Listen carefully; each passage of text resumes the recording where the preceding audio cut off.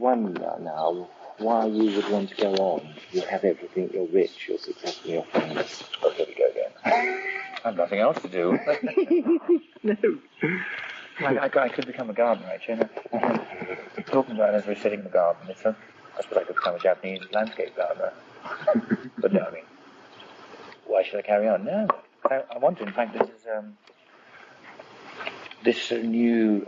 I mean, we really didn't think that the tour was going to take on in such a way. I mean, after Live Aid and everything, we thought yes, but now it's breaking all box office records in certain places. So I mean, that's sort of even more of an impetus to sort of carry on. To be honest, why leave now? So what the hell am I going to do anyway? You are a performer. Yes, I get so bored. Are there any new challenges left though for you? Trying to keep the band going when everybody says it's breaking up, to be honest. So really, that's sort of turned round in such a way. I mean, we were all getting very despondent and we all wanted to do different things.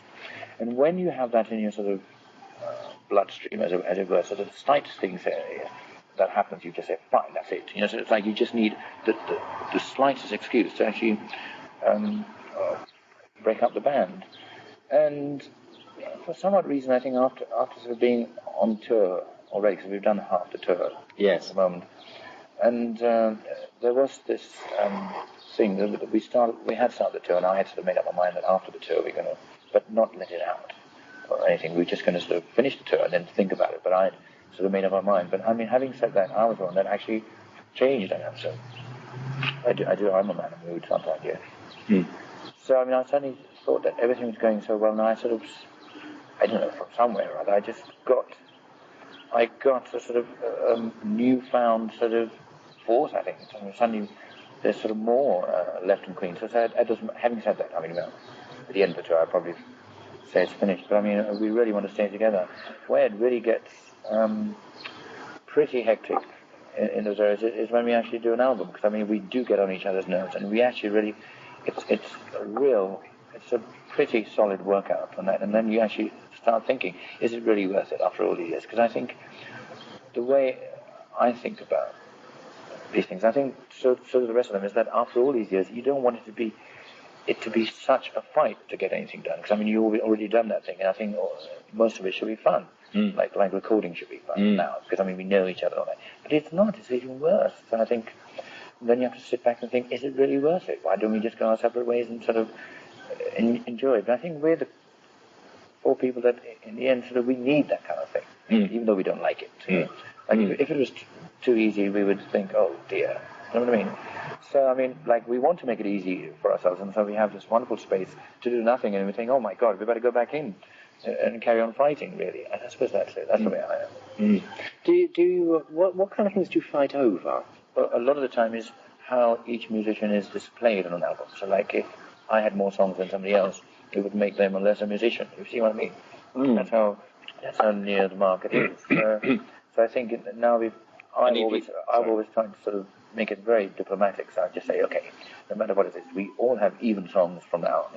Like in the early days, Brian and I always wrote far more. But now it's come to a stage where they all want to be pull their weight. And have an equal sharing case in the songs. At this point in time, I think that's the only way for Queen to survive. Because that destroyed the Beatles in the end, didn't it? When George Harrison and Ringo were complaining they had no tracks on the album. You see, I mean, I don't mind that, but at the time, it's sometimes so great on our nerves is that we can't sort of just live as a quartet all the time. So it's like you feel like every time you sort of make a move, you're like a sort of four-headed gorgon or something. You know what I mean? I like to feel that I'm sort of we all want to feel that we're individuals. So it's that break that's very hard to do. Because otherwise, it's horrible to sort of just be, thought of as one quarter of some entity. But I do enjoy it too. I enjoy it. It's a sort of, it is a kind of a hobby in a funny way. It's something that it's so rewarding in the end that you just want to keep doing it and do different aspects. The roar of the crowd. What does that do to you when you hear that roar of the crowd? How does it affect you? I look at the bank balance. What do you want me to say? Yeah. Well, I mean, does it still give you shivers in the spine? Very much so. Or Very do you much feel so. nervous? Very much so. I was quite worried about undertaking this tour because I thought, am I going to be able to do all this stuff? And my sort of voice is sort of like it takes a lot of beating, and I just have to make sure that I can't sing as extensively as I used to. So I have to, and there's no excuse you can give.